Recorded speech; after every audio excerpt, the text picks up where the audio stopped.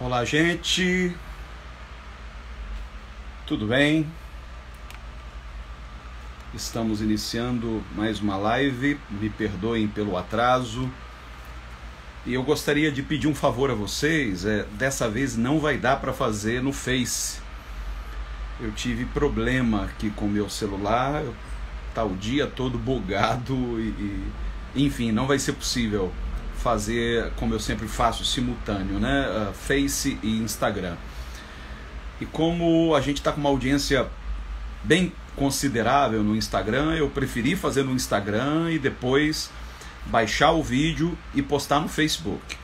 Então quem puder, dá um toque lá no Face avisando para geral que nós estamos no Instagram, ok? Me façam esse favor, avisa para geral, para correr para cá, porque está começando a nossa live.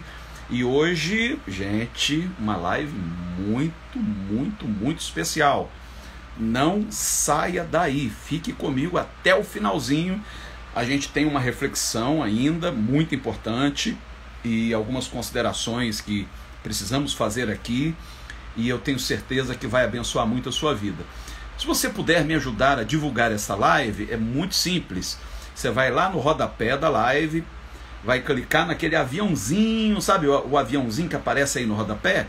Você clica nele e envia para todos os seus amigos, para que eles possam também participar desta live, ok? Deixa eu aqui agradecer aqueles que estiveram conosco no Oasis.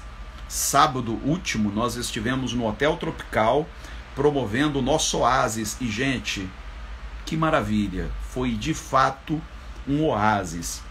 Nós recebemos pessoas que viajaram por horas para estarem com a gente. Dentre elas, recebemos ali a Vânia e o Léo, que vieram de Maricá. Recebemos ali o Bruno, a Valquíria e os filhos, que vieram de Lima Duarte, Minas Gerais.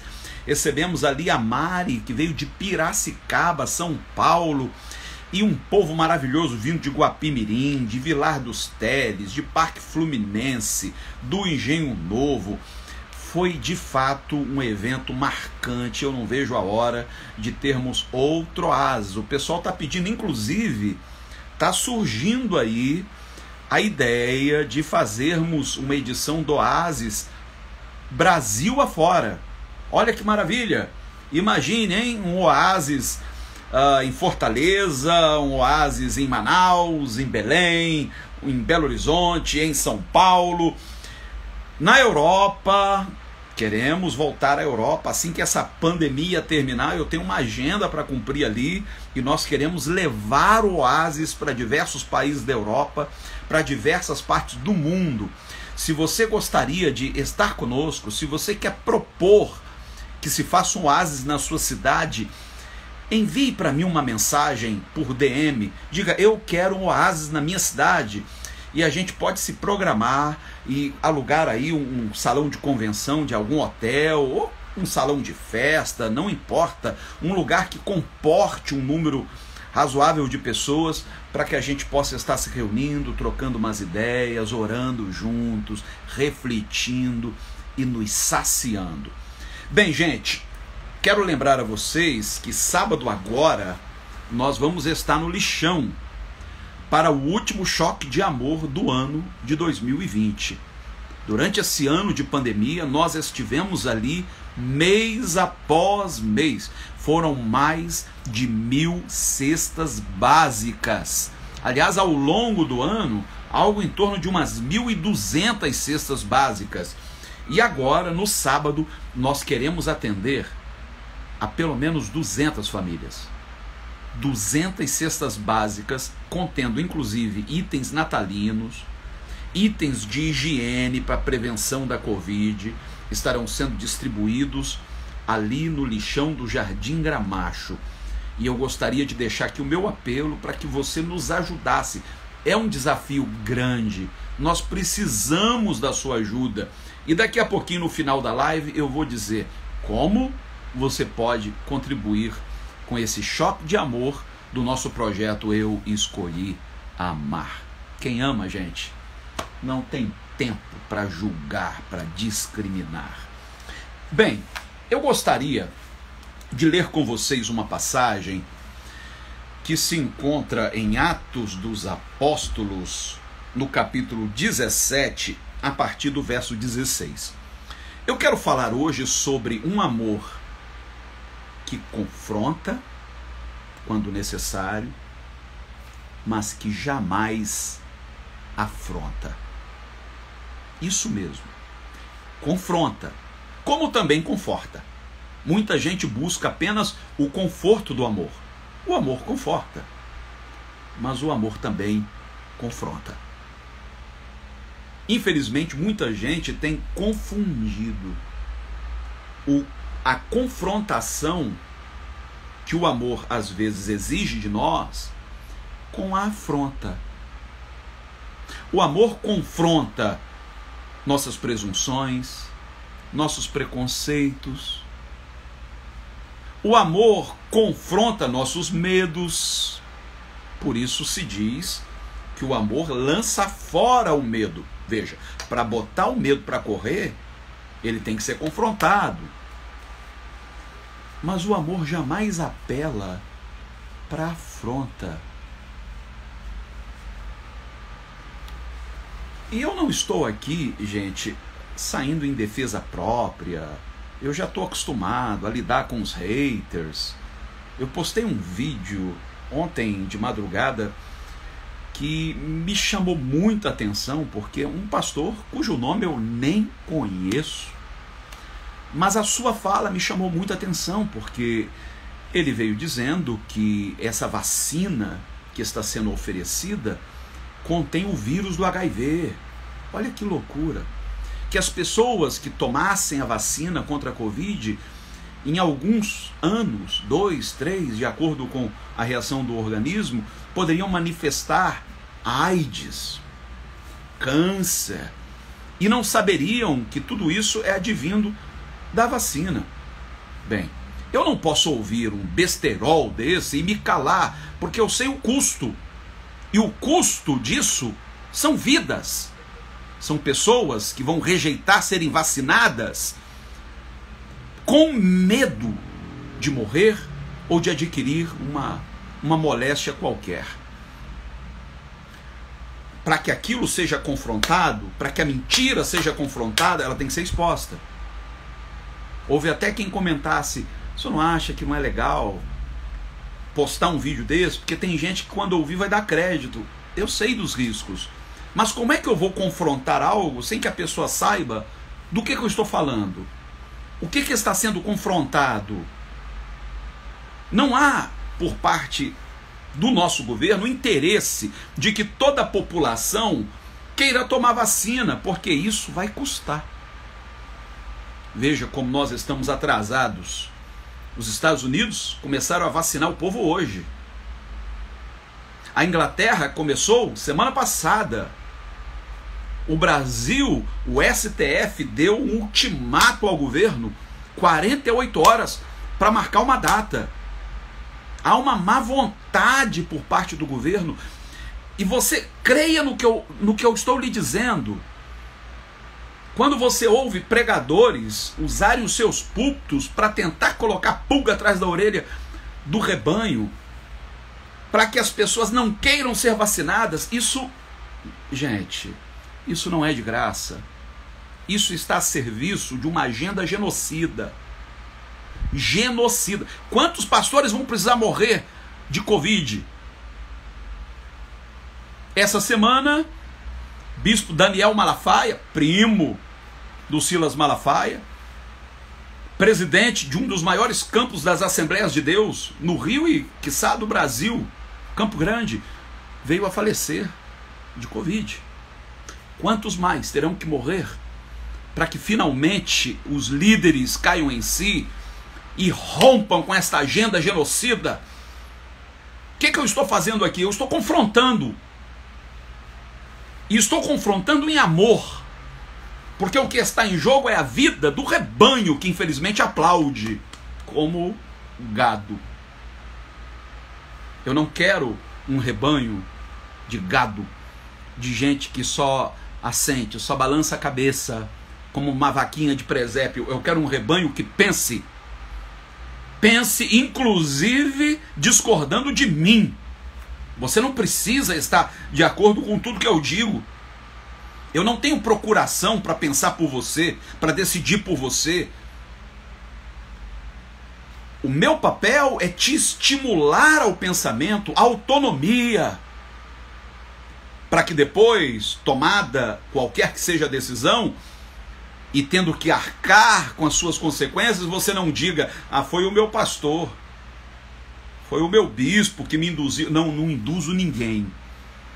Agora a mentira tem que ser confrontada. Agora, você não me viu afrontar esse pastor, mesmo porque eu não sabia o nome dele. Fiquei sabendo agora que alguém me enviou.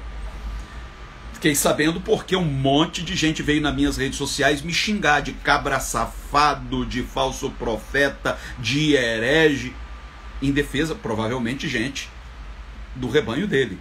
Aí eu soube quem era, porque eu não sabia quem era. Mas em momento algum eu cheguei nas redes sociais e o chamei de cabra safado, sem vergonha, mentiroso, pilantra, e não faria isso com ninguém. Porque o evangelho não se propõe a afrontar as pessoas, mas também não se priva de confrontar a mentira, os interesses escusos, a idolatria, a egolatria, a ganância. Tudo isso precisa ser confrontado em amor. Veja o que diz Atos dos Apóstolos, no capítulo 17, a partir do verso 16. Ora, enquanto Paulo os esperava em Atenas, que é o berço da civilização ocidental, o berço da democracia, o seu espírito se comovia em si mesmo quando viu a cidade tão entregue à idolatria. Portanto, ele disputava na sinagoga com os judeus e com os religiosos, e diariamente no mercado com aqueles que o encontravam. Quando diz disputava, quer dizer, ele argumentava com eles acerca do Cristo. Então certos filósofos epicureus e estoicos o enfrentaram. Houve um enfrentamento, olho no olho, cara a cara. E alguns diziam: o que quer dizer este tagarela? Alguns outros: ele parece ser um pregador de deuses estranhos, porque lhes pregava Jesus e a ressurreição. E tomando-o, o levaram ao Areópago, dizendo: nós poderíamos saber que nova doutrina é esta da qual tu estás falando? O Areópago, gente, era um lugar, era um point, onde se reuniam as cabeças pensantes, que disputavam, que argumentavam, os filósofos, os sábios. Por que nos trazes certas coisas estranhas aos nossos ouvidos? Nós queríamos, pois, saber o significado destas coisas. As pessoas têm curiosidade, têm interesse. Há pessoas que me procuram em off, através de um direct, através de um inbox, de um WhatsApp, dizendo: você poderia me explicar um pouco melhor esse ponto de vista? Eu quero poder entender. E diz o texto: pois todos os atenienses e estrangeiros residentes de nenhuma outra coisa se ocupavam, senão de dizer e ouvir alguma novidade. Quem é que não quer uma novidade? Quem é que não quer ter assunto? É por isso que tantas fake news se espalham, se disseminam rapidamente nas redes sociais, porque as pessoas querem novidade, querem ter algo para falar, para poder emitir uma opinião. Então Paulo ficou em pé no meio do Areópago e disse: homens de Atenas, eu percebo que em todas as coisas sois religiosos. Ele admitiu que estava lidando com pessoas que tinham sua espiritualidade, sua religiosidade, e você percebe que ele fala de maneira respeitosa, não é? Ele não queria afrontar ninguém, não era de maneira pejorativa, nem jocosa. Pois eu, passando e vendo a vossa devoção, olha o tom respeitoso, encontrei um altar no qual estava escrito: ao Deus desconhecido. Este, portanto, ao qual reverenciais sem conhecer, é o que eu vos declaro. Paulo busca, dentro daquela cultura extremamente religiosa, um ponto de contato, uma conexão. Ele não parte para o embate, ele não sai afrontando aquelas pessoas, seus idólatras. Não!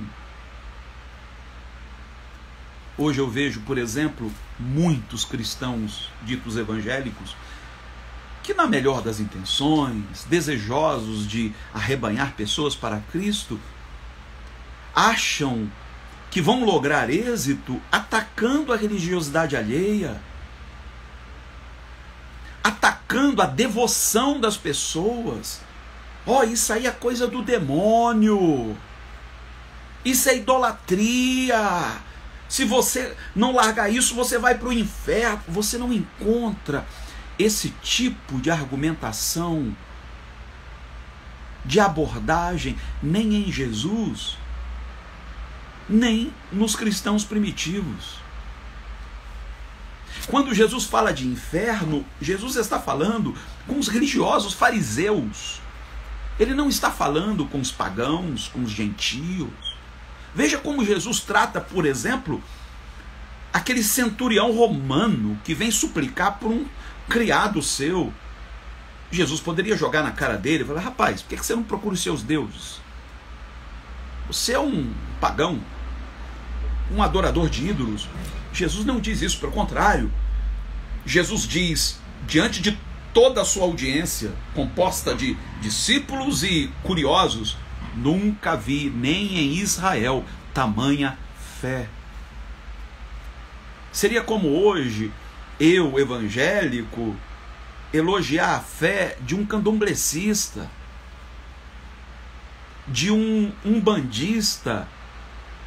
Meu livro Intolerância Zero, nessa sua nova edição, que eu acabei de lançar, tem 2 prefácios, um feito por um pastor batista tradicional, que foi apresentador do programa religioso mais antigo do Brasil, o programa Reencontro, iniciado pelo pastor Nilson do Amaral Fanini, e o outro prefácio é do doutor Ivanir dos Santos, um babalorixá. Qual o problema? Será que não existe pontos de convergência que poderiam ser devidamente explorados no melhor sentido da palavra? Eu não poderia, por exemplo, olhar de maneira respeitosa a devoção de um kardecista, a devoção de um católico, ou mesmo a devoção de um pentecostal desse reteté, e procurar naquela devoção sincera um ponto de convergência? Mas em vez disso, o que a gente faz? A gente parte para a afronta. Você vê afronta por parte dos chamados reformados aos neopentecostais. Você vê afronta. Esses dias eu li um post do Papa Francisco que eu fiquei abismado com o teor altamente subversivo, no bom sentido da palavra, e eu tive que comentar como eu gostei daquele post. Aí eu resolvi verificar os comentários de católicos, chamando-o de Papa do Capeta, de anticristo, de falso profeta. A lealdade dessa gente a este atual governo do Brasil é maior do que a lealdade ao líder da sua própria religião. Afronta, afronta, afronta. Nós não precisamos afrontar ninguém. Eu posso discordar de você. Você pode estar do outro lado do espectro ideológico, e eu não preciso te chamar de idiota útil. Eu não preciso me referir a você em termos pejorativos. Dá para encontrar um ponto de convergência. E uma vez estabelecido, poder dialogar. Eu acredito muito na chamada dialética. Eu tenho muito que aprender, inclusive com quem pense diferente de mim.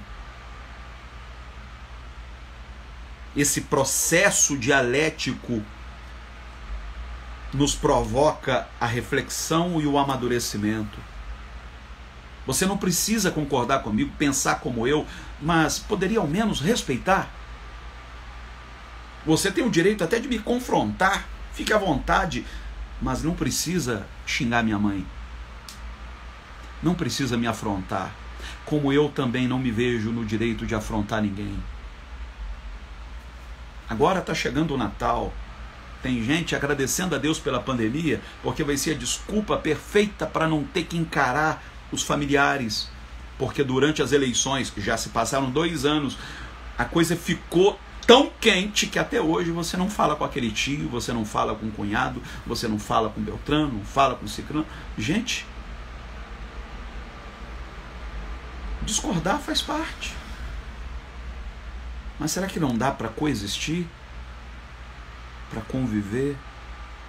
Para respeitar? Para amar?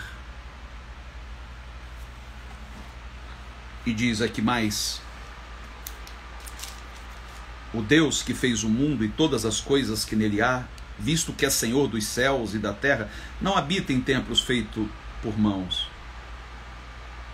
Ele acabou de dizer que o Deus a quem ele representava era justamente aquele para o qual os atenienses construíram um altar. Sobre cada altar havia um ídolo, exceto sobre aquele. Só tinha a plaquinha lá, ao Deus desconhecido. Mas agora que Paulo estabeleceu um ponto, ele diz que o Deus que fez o mundo não habita em templos feitos por mãos. Em outras palavras, gente, Deus não cabe nenhuma estrutura humana. Deus não cabe nenhuma teologia sistemática. Deus não cabe nenhum dogma. Deus não é prisioneiro de nossas concepções religiosas. Há um texto que diz que nem o céu dos céus é capaz de contê-lo. É muita presunção da nossa parte querer transformá-lo num gênio da lâmpada e mantê-lo dentro da nossa estrutura religiosa. Deus não é batista. Deus não é pentecostal.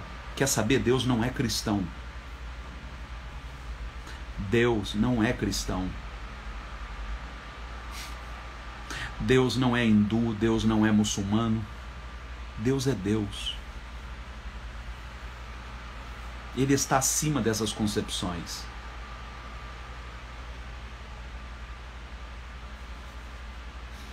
E diz mais: nem é servido por mãos de homens, como se necessitasse de alguma coisa,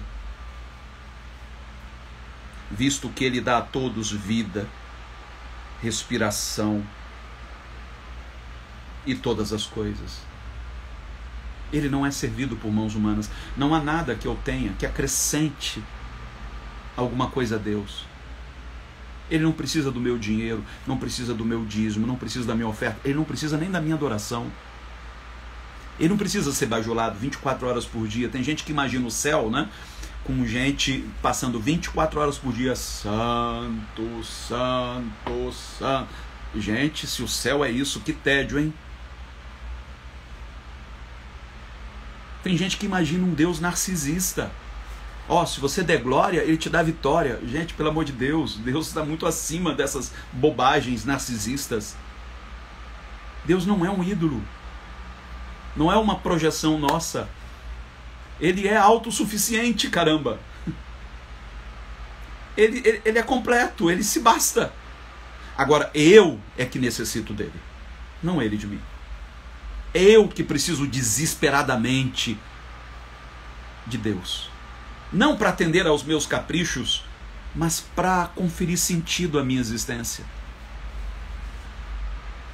De um só sangue fez todas as nações dos homens para habitar sobre toda a face da terra, determinando os tempos antes ordenados e os limites da sua habitação.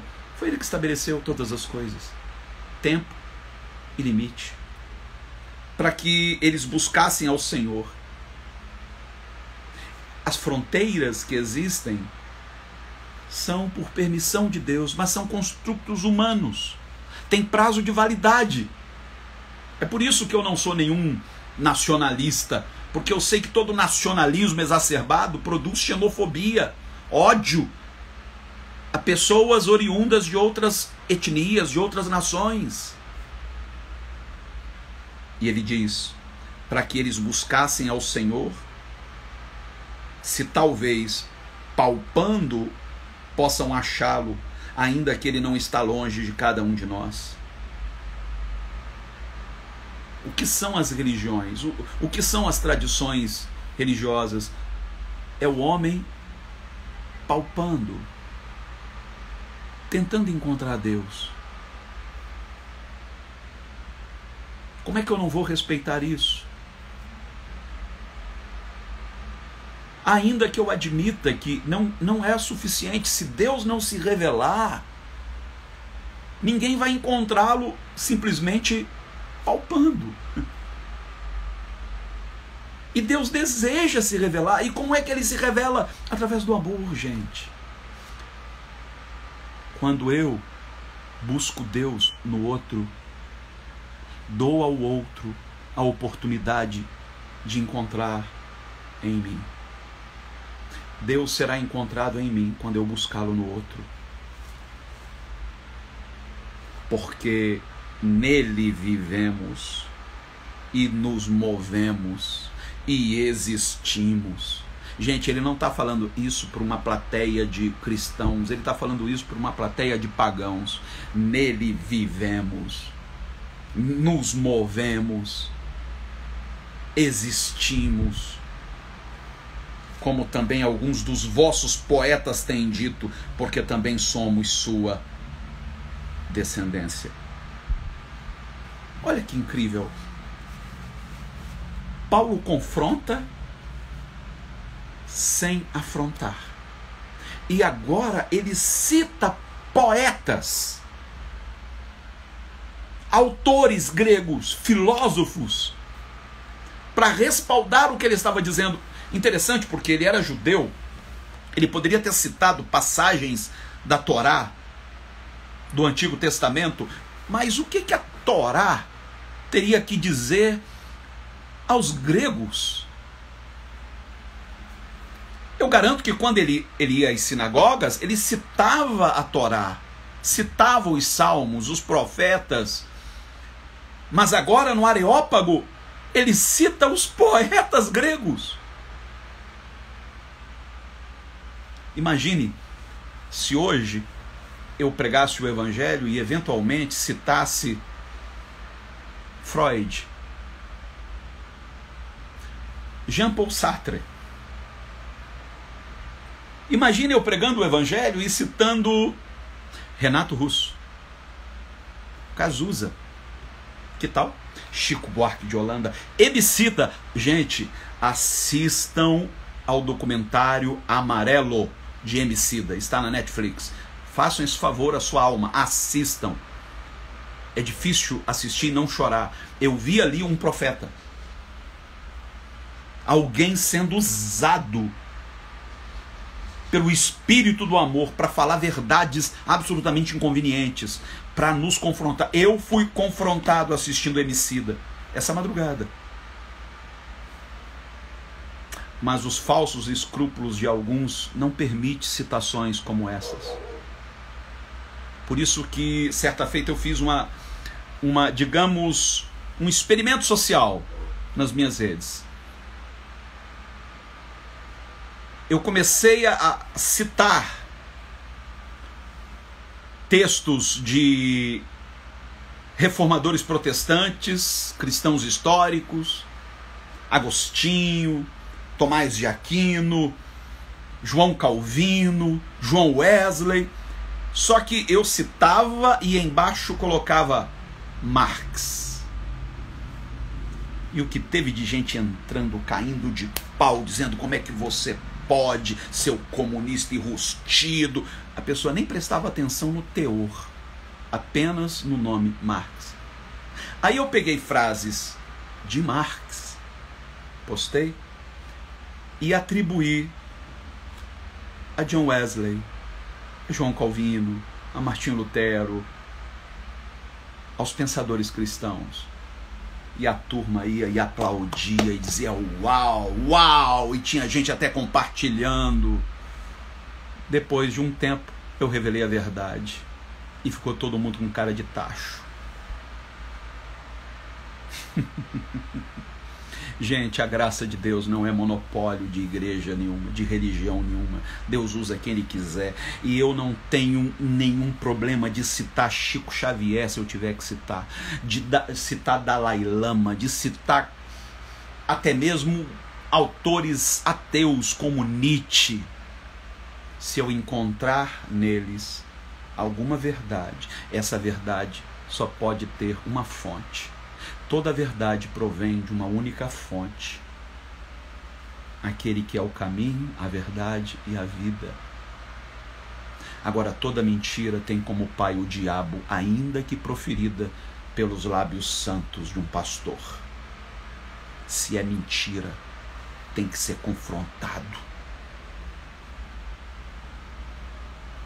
Mas jamais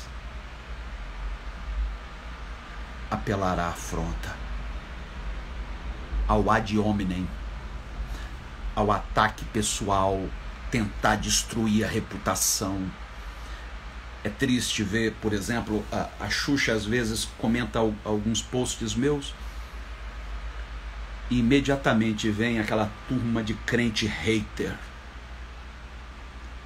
e começa a postar comentários raivosos contra a Xuxa.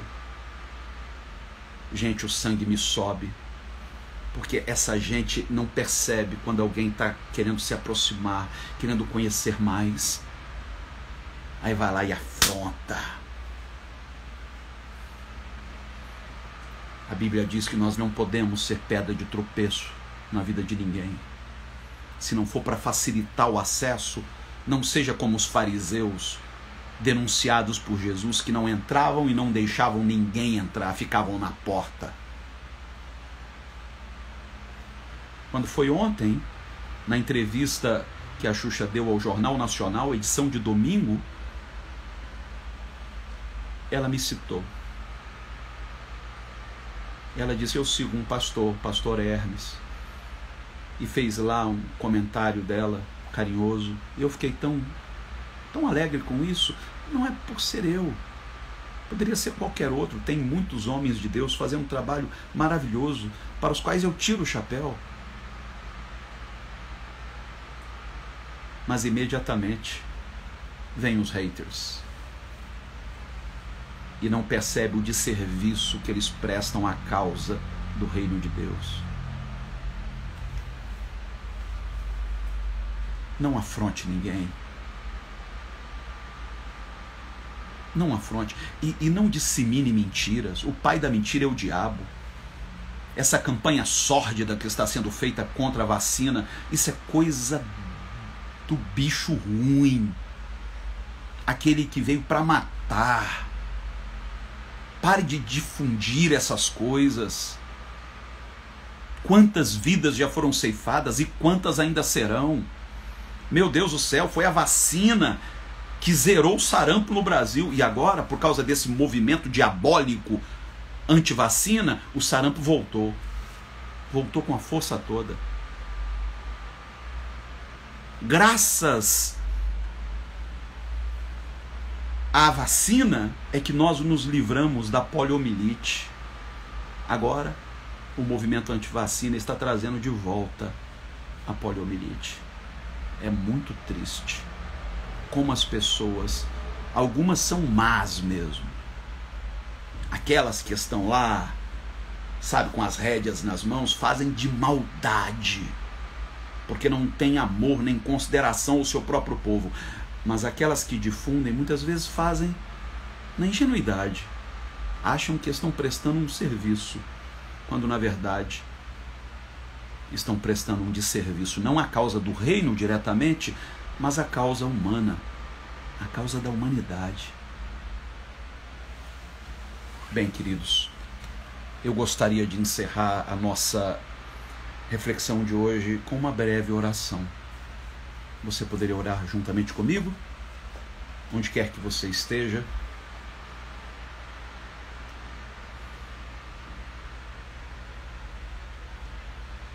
Ó Deus, ó Pai, Criador dos céus e da terra, Tu que não habitas em templos feitos por mãos humanas, Tu que não cabes dentro de nenhuma concepção, de nenhuma teologia dogmática, mística, Tu transcendes tudo isso, Senhor. Mas a Tua palavra diz que Tu habitas com o coração humilde, quebrantado. E eu quero Te rogar nesta noite, em favor da minha gente, Senhor, dessa gente tão sofrida, desassistida, abandonada pelas autoridades. Gente que muitas vezes se presta a ser massa de manobra, por lhes faltar conhecimento, como bem disse o Senhor, o meu povo está sendo destruído por lhe faltar conhecimento. Nós estamos cansados da ignorância, Senhor. Nós Te louvamos pela ciência, nós Te louvamos porque em tempo recorde conseguimos uma vacina para combater este vírus voraz. Obrigado pela vida das autoridades científicas, por aqueles que se debruçaram, gastaram energia para que finalmente uma vacina fosse encontrada. Concede aos nossos governantes não apenas sabedoria, mas também sensibilidade, amor. Que eles caiam em si, meu Deus, e providenciem meios para que esta vacina chegue o quanto antes à nossa população, sobretudo aos mais carentes, aos mais afetados por esta pandemia. Conforta, Senhor, os que perderam entes queridos. Fortalece aqueles que, como eu, sobreviveram ao vírus, mas que ainda estão tendo que lidar com algumas sequelas. Que eles sejam restaurados. E que possamos, à luz de tudo que fora dito hoje, abraçar este evangelho que confronta, mas jamais se presta a afrontar a quem quer que seja. Nós oramos em nome de Jesus. Amém e amém. Gente querida,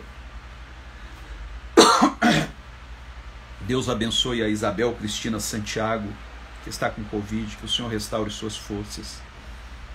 Me perdoe eu não conseguir responder a todos, tá bom? É que é muita gente entrando e fazendo comentários. Mas eu gostaria de fazer aqui um apelo, gente. Essa semana agora nós precisamos completar as 200 cestas básicas para o lixão. Sinceramente, eu acho que nós não temos nem 80. Para 200 falta muito. E nós não temos de onde tirar. Sem a sua ajuda, nós não vamos conseguir.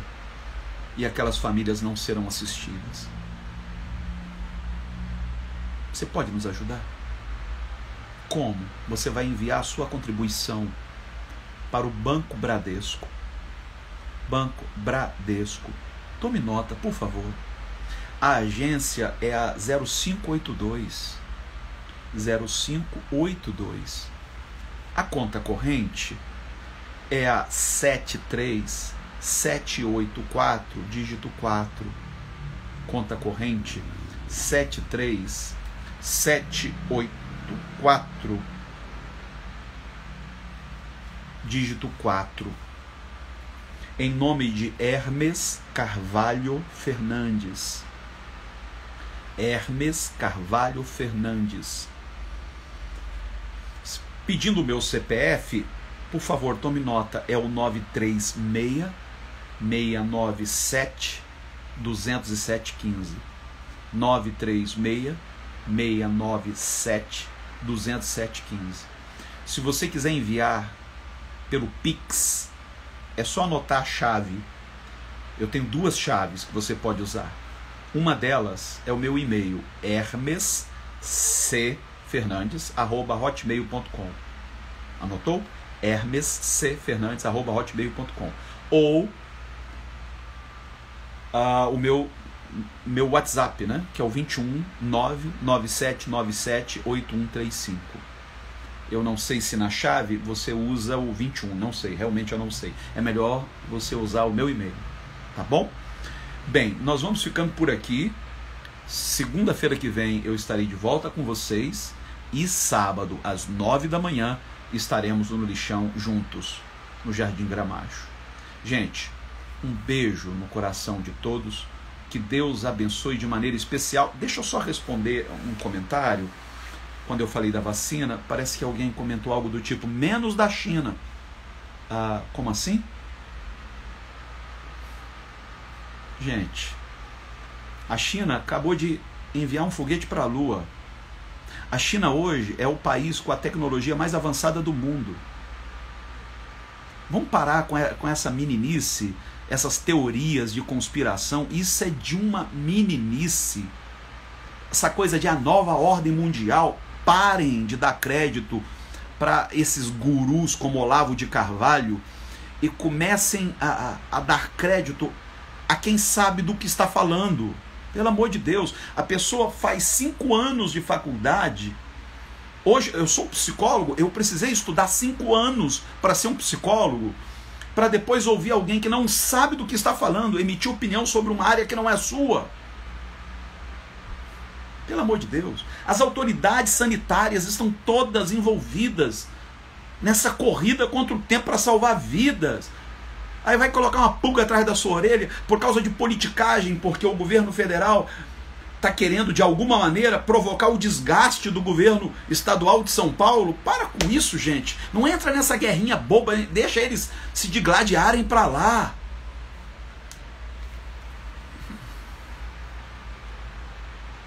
Alguém comentou aqui, Rubem Moraes. Eu vou respondê-lo com carinho. Ele se refere a mim como esse safado está querendo o dinheiro enganando o povo. Seu herege bispo do capeta. Acabou de mandar para mim. Ok, meu amigo. Que pena. Espero que você tenha ouvido tudo que eu disse aqui e que o Espírito Santo tire as vendas dos seus olhos. Meu irmão, tudo que eu disse aqui é por amor a gente como você. Pode xingar à vontade. Ei, agora poupa os outros. Quer xingar? Xinga a mim. Vem, pode vir com tudo. E aí? Bispo do capeta, herege, o que mais? Pode vir. Agora, traga argumentos. Porque você rotular é muito fácil. Xingar é muito fácil. Botar, deixa de mimimi, fazer arminha, isso tudo é muito, muito fácil.